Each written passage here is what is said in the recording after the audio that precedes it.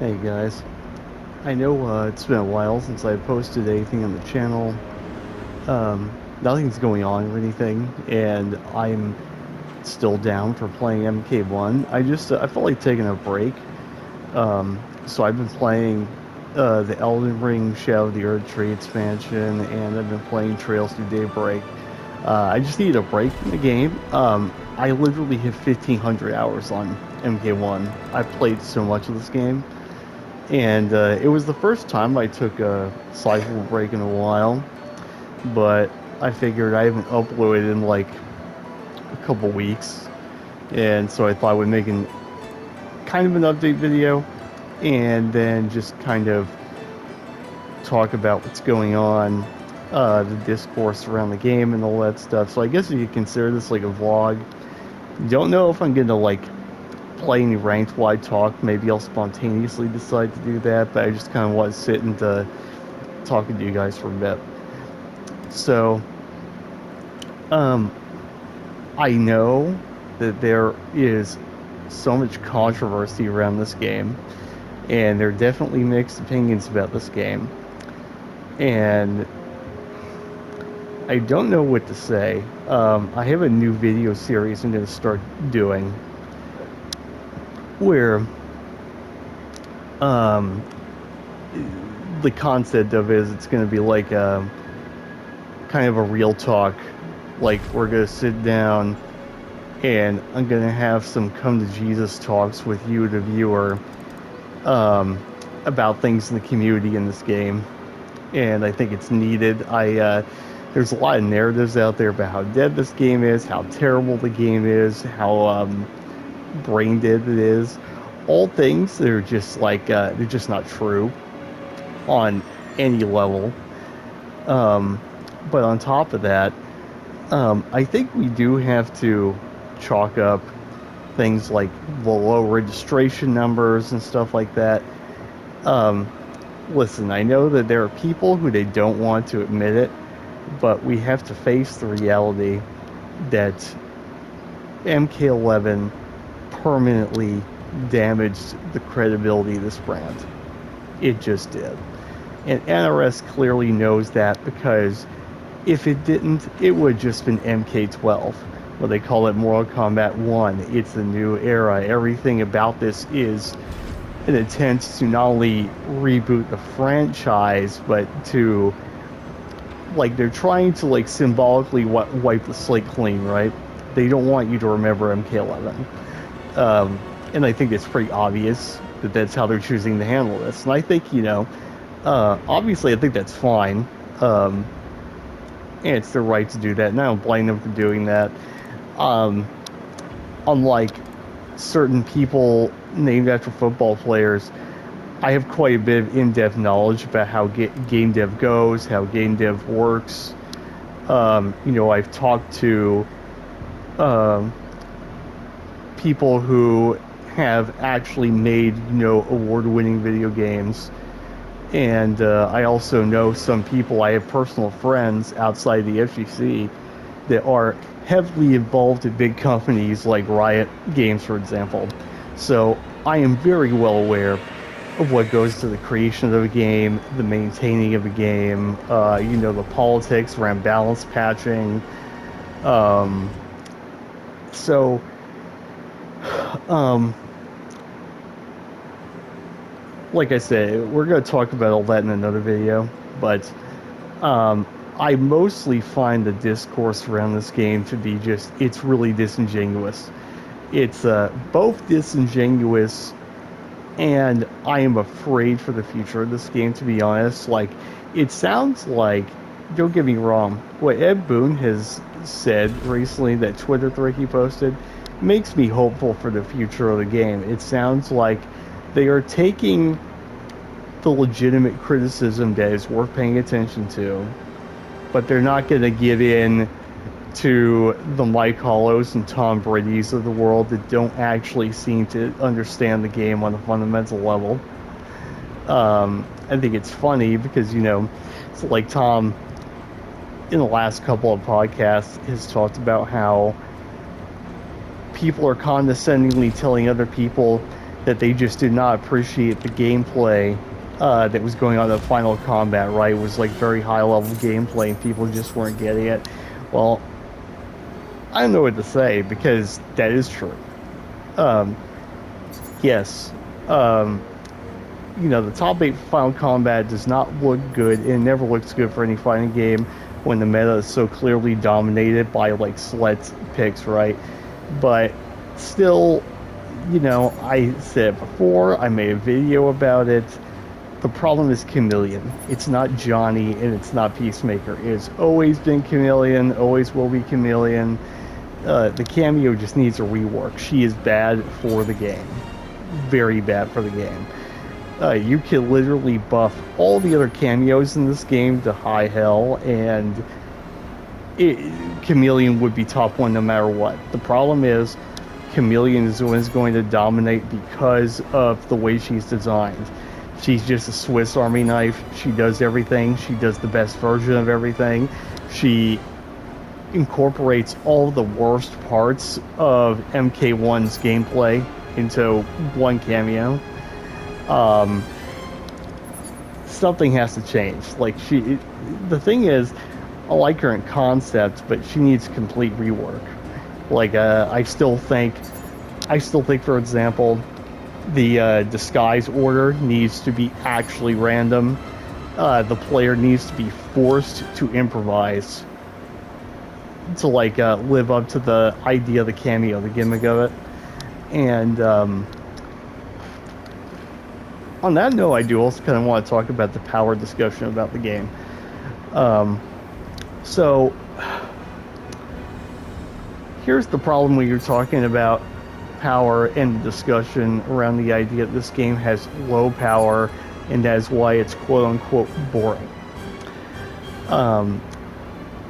Now I'm going to admit, because I'm not originally an NRS guy and I'm a wire FGC guy, that's,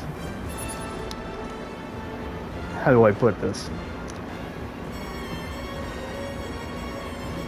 NRS players, to them, depth is everyone has plus on block, unreactable 50-50s do Half-Life.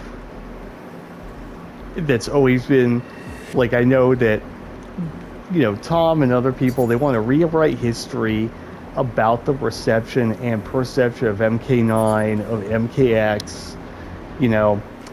Listen, I was there during those times too. Now, I didn't attend tournaments during MK9 because I couldn't. And I just simply, I wasn't going to play online. I wasn't willing to do it. I could not stand delay-based netcode.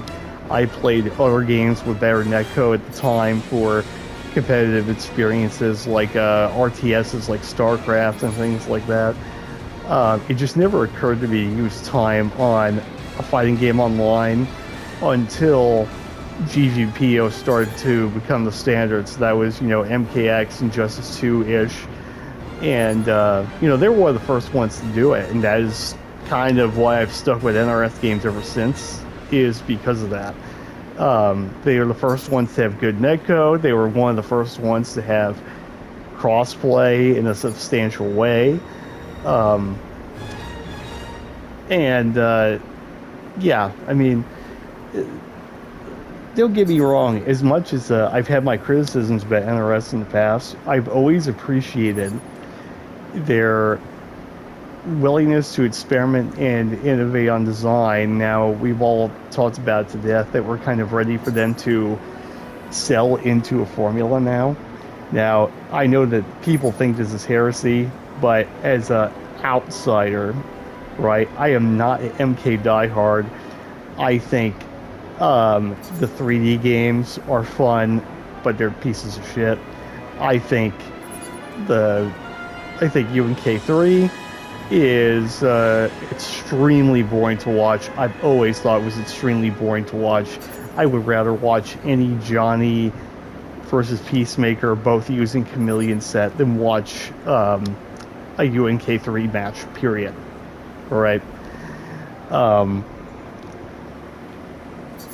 So, part of the problem is I've realized that this game just appeals to like more traditionally aligned fighting game players. And I'm realizing that now that MK players do not seem to know what to do if the game isn't MKX. And I'm not saying that like MKX in of itself is like the focal center of the game. But we've got people that they want to say the games are only good when they have block infinites, 50-50s or plus, and do 50% on the ensuing combo. Things that are just like really overtuned to the point where there's no room for outplay except by things that are just stupid and make the games like they lack Yomi, right? Now I had a friend that loves Mortal Kombat. He's like actually a Mortal Kombat fan, and we play a lot of MK9. We play a lot of MKX, and it was just us two playing, but we studied combo videos, tournament match footage, whatever. And listen, man, I don't care what anybody says. People can pretend that MK9 was like this glorious game, but that game sucked, bro. It's terrible. It was innovative for the time. It was good for the time, but the reason that Third Strike is getting like more entrants than MK1 right now is because of the fact that Third Strike has fundamentally been part of a series that's been known to be more solid, right? Like, MK games have had tons of things in their balancing, in their gameplay, that have just been objectively, like, from like a player experience perspective, have been terrible. Like, people wonder why people rag on NRS games. Well, the thing is, I can tell you why. And it comes down to two incidents, or three, rather, that really brought it to light. And the other thing is, I don't think people understand that MKX, while it was celebrated because it did a lot of innovative things, you have to understand, because of the things it was trying at the time, we gave that game a lot of slack that it probably shouldn't have gotten. Okay? Like, Tom wants to say that people are toxic positive about this game and whatever, but I honestly think if you want to talk about the perpetuation of the problems, it would come in the form of the fact that people weren't critical enough of MKX, in my opinion. And it's not that I was opposed to, like, all the ideas in it. I mean, I said multiple times to people that I used to play with before I started grinding games hardcore that I really liked the foundation of MKX. I just wanted to not be so one-sided to offense, not be so one-dimensional. And regardless of what anyone tells you, the game is one-dimensional. Combos are fun, right? I mean, it has definitely the best, like, combo construction and player expression of the MK games, for sure. MKX is, like, top one in that regard. But as far as strategy, as far as game plans, like, it's not a pretty game to watch. It's a pretty ugly game to watch. And what really solidified it for a lot of people, I don't think people understand the damage it did to have, like, what was it, 5 Tanyas in top 8 CEO when she came out. They don't understand the damage it did when we had that high grand finals of Sonic versus Tekken Master, and then it turned out all Sonic had to do at any point was switch to Alien. It, like, completely deflated on the biggest stage at the time for fighting games. One of the hypest moments in MK history. It was completely destroyed by that. And those moments were also the fault of the community, of the player base, because they were, like, listen, I understand that, you know, there are people who, like, maybe they're influencers now who, like, feel like that they may have to be positive when they're maybe not as positive on an honest level as they want you to believe. But, listen, so many people liked the ways that they were carried by the design of MKX. I know people, they're never going to want to let go of this because they're just attached to that game. That was the first MK for a lot of people, and I never understood it because I never operated this way. But, you know, people, they tend to have this, like, almost, like, fanatical religious devotion to their first game they took seriously in fighting games. Regardless of how good or bad it is. I've always been able to approach fighting games from, like, a more objective standpoint while being able to parse out what's my taste and then what's just, like, I'm just objectively wrong or right about something, right? That's the problem I have with a lot of the discourse around this game is, well, first of all, I don't think we have enough people who actually want to talk about the positive qualities of this game, because this game has a ton of positive qualities compared to other NRS games. And, like, I understand if you feel like the foundation and the way they played it in this first version was a bit conservative, and people don't like nerfs, although they'll never be able to tell you why, by the way. I think that people who are generally opposed to nerfs, they're people whose egos are invested in the character they play that got touched, and that's it. Like, NRS players are the only players in fighting games I know that will have a jab that was +3 on block, and it gets turned to neutral on block, and they say, oh, dead character. Like, they literally jump straight to character's useless, can't be played, you know, unviable at the highest level, blah, blah, blah, blah, blah. Like, and that's my problem with the power argument, too. Because, like, I actually understand how game design works. And, you know, this is, like, a thing that you'll see from, like David Serlin, who I think Tom has mentioned too, but I love David Serlin, and his articles that he's written about, like, design and fighting games, and, like, the way he views them, and, like, what's reasonable and what's not to have in a fighting game. I think those articles are very eye-opening. They're good reads. I would actually recommend that people read those. Because, like, here's the problem with power, okay?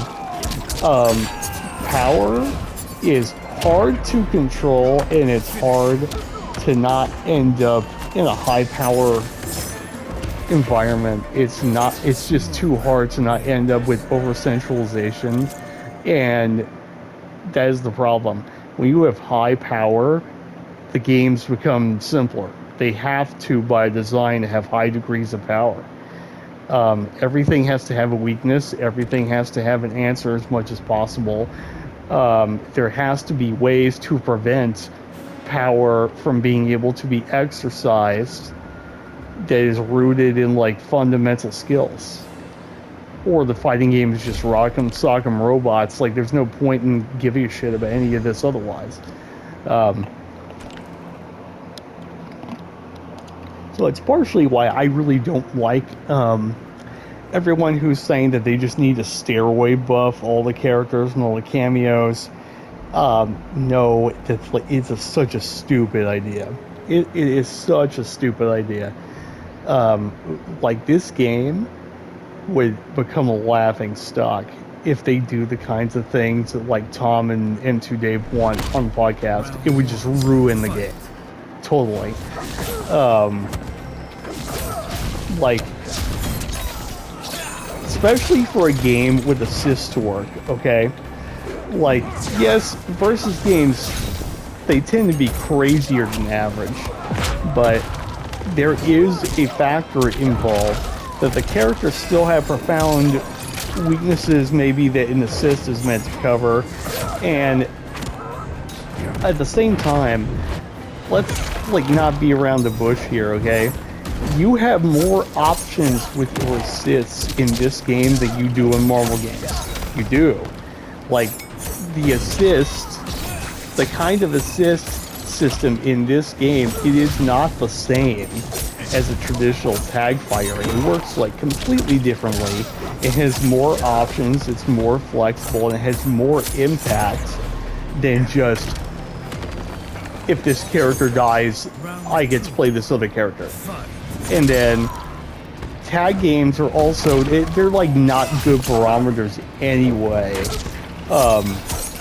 for good competitive environments, because we've seen what happened in UMBC 3 at the end of its lifespan, right? Like, the game just became the same 10 characters by the end of it. Every grand finals was the same. Every top 8 was the same. Like UMBC 3 is, in my opinion, like, I understand people who they like to watch it for the nostalgia, and it is fun to watch, okay? But, like, it's fun to watch in the kind of way that we talked about MKX, where it wasn't because it was such a stunning display of technical skill. It was because these people were playing this game where you could subject each other to just, like, an insane asylum of bullshit, and it was more of like an adrenaline thing, like seeing people survive these onslaughts of just non-stop, absolutely unfair stuff on either side. I mean, that's fun to watch, and it can be compelling to watch, but to play, it takes a very specific kind of player, I think, to like games like that, and I think that kind of player is not someone who is going to like a game that's actually intended to be a high skill cap game. I just don't think so. I could be wrong about this, and, you know, I don't know. I mean, I've never been a fan of versus games to begin with. Like, I've always thought the format was kind of lame, and they are boring to watch for me, because it's why I said the high power level of versus games, all that does when you have super high power is the power just concentrates, and you just see nothing but the same 2 or 3 characters anyway. Like if Tom thinks that buffing the fuck out of this game is gonna do something about that, he is totally wrong. As a matter of fact, you probably see less character representation and less character diversity. Like, it is very likely that's how it turn out. And by the way, if you think I'm just talking out of my ass, I'm not. This is like, in game design, in multiplayer game design philosophy, it is like the agreed upon, like, orthodoxy that this is how it works. If the game has too much power in it, it becomes samey, and then all the variety is gone. So this is why I'm like, I am not big on the whole power thing. And I know that some people, you know, they want to say that if you're saying that people are just bad or they just can't adapt to the game, that you're dismissing criticism, but it really is true, though. You should dismiss a lot of the criticisms that you hear from at least the more outspoken personalities about this game. They do not understand the game that guys like me and Tweety and Diddle are playing. They don't understand it. They just don't. Or they don't want to. Or they're being purposefully disingenuous because, essentially gang stalking a game and hating on it is easy YouTube views, and it's easy secondary income on YouTube, especially if you already have a platform. And also, so many of the criticisms of this game are just like flat out skill issue problems, no matter what people say. Like people who say they want a 1v1 mode in this game. First of all, that's not logistically possible for many reasons, but let's humor that idea, right? Why?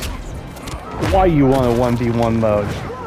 You know why people want a 1v1 mode, from what I've seen? It's because they say it's quote-unquote ruined the Mortal Kombat experience. And the only thing I can think that means is I don't get to play WoW and, you know, do plus 27 hat toss 3 times in a row into ambiguous strike or auto shimmy throw situations. I think that's all it comes down to. I know that people want to say that, you know, if you say that kind of stuff, you're stereotyping players or critics in a negative light, but they're not even critics, dog. Like, if you're a critic, you actually have something constructive to offer in the interest of making the game better.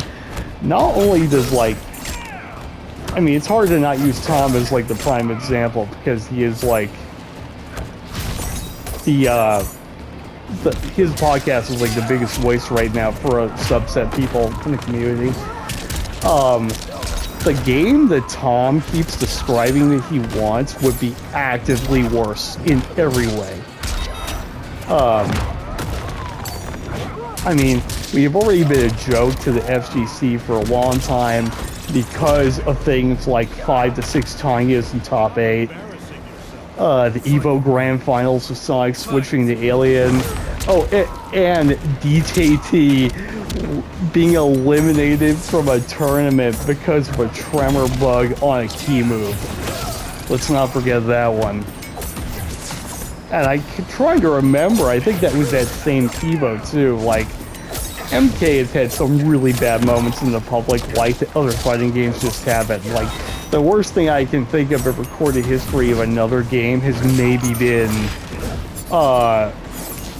you know, the 7 out of the 8 top 8 Leroys in EVO Japan. That's like the next worst event I can think of like that. And maybe in the old days, P6 Bomb, maybe. But, yeah, I just don't know. I don't know. I think a lot of it is a skill issue thing. I think a lot of it is people refusing to adapt to what the game is. And people, and listen, we gotta be frank here. People say there's no such thing as being carried. At the highest level, that is for sure not true, right? But man, MK11 sure made it hard to be the best of the best, because no amount of strategy, no amount of knowledge of the game could prevent you from getting eventually randomed out in that game. Because, you know, the wake-up system, it was too powerful without powerful punishment for decisions made on it that were predictable. Flawless blocking made, like, stagger offense just insane. Like, I know that people think that the game was bland, but, like, when the flawless block meta got finalized, we were literally just playing like a different kind of MKX, right? It wasn't 50-50s and high damage, but you were dying by 1,000 cuts from, like, ridiculous mix-up situations where you'd be literally required to give up your turn on hit. Like, just things like that, they're insane in principle. And I'm sorry, man, there are some people that they were given success by that game that you don't see or hear from anymore.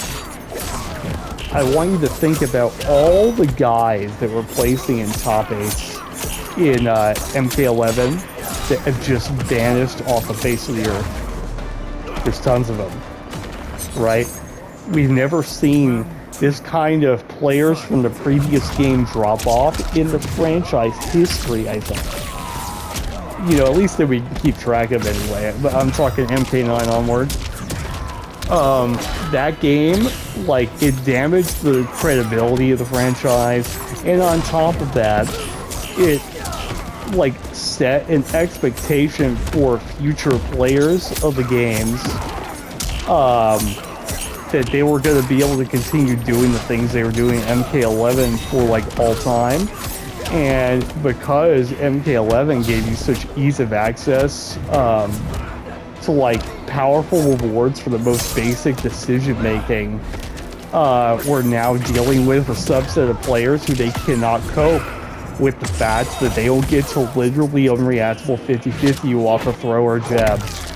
They don't get to swing with a down two randomly and do half of your life because you did a jab or because you did a throw, because you were trying to like vary your pressure, things like that. People were carried by that stuff. They definitely were. I mean, look, how many upgraded Jackie players are in this game right now and dominating, by the way? How many of them? How many?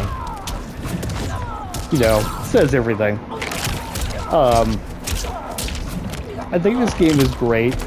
Yes, I do agree that, like, if you want to say that you feel like NRS play it too conservatively with this game, yes, I agree. I do think there needs to be a little bit of a power increase in the game. But we don't want to go back to MKX, dog. Nobody wants to actually go back to that. like, if you think you want to do that, listen, it's like when J. Allen Brack, you know, the old guy that used to be the front-facing guy for Blizzard, when he was telling people that they don't want to play actual old-school World of Warcraft, and they really don't, and they have no idea what they're talking about. That is the same for the people who criticize MK1. They have no idea what they want. They think they know what they want, but if they got it, they would want it gone immediately. I just know this to be true. And listen, I understand some of you are really attached to this franchise in a way I'm not, so it is just easier for me to adapt and like move along with the changes the games go through. I understand that. And it is also a bit unfortunate that because the MK games have been so different from each other, that naturally leads to a fragmented player base. And that does hurt like our growth. Yes, I would like to see them pick like a formula that they could develop on as a legacy thing. But I don't even know they're allowed to do that. That's the thing. We don't even know if they're even allowed to do that. It could be that WV stipulates that they have to have a gimmick that they feel like can sell the game. I think people are really underestimating how much WB is interfering with NRS right now. They're like, yeah, like people really do seem to not get it.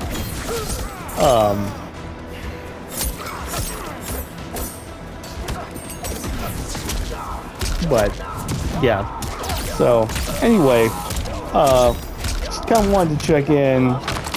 Like I said, do a little vlog, maybe talk about some stuff. Just let you guys know, channel's not dead or anything. I'm gonna come back to uploading regularly here soon, probably starting this week.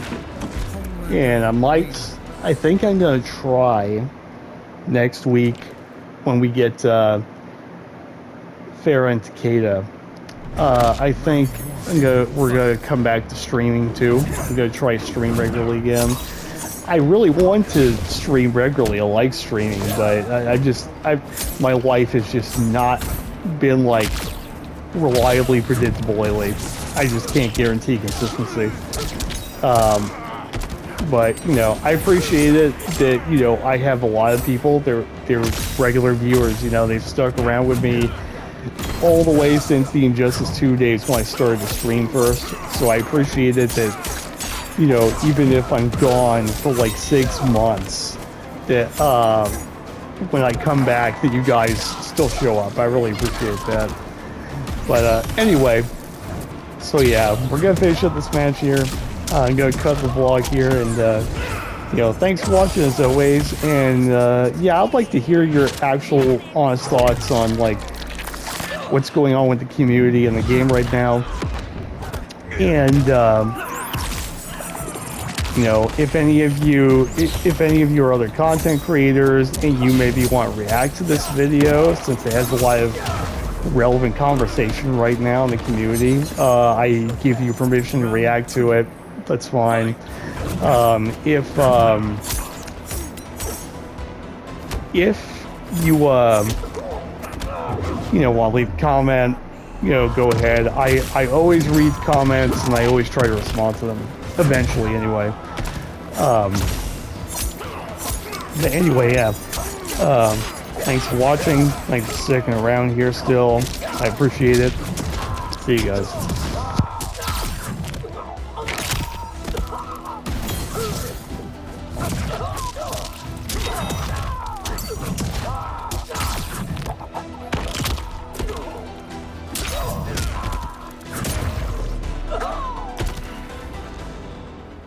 No one can stop me.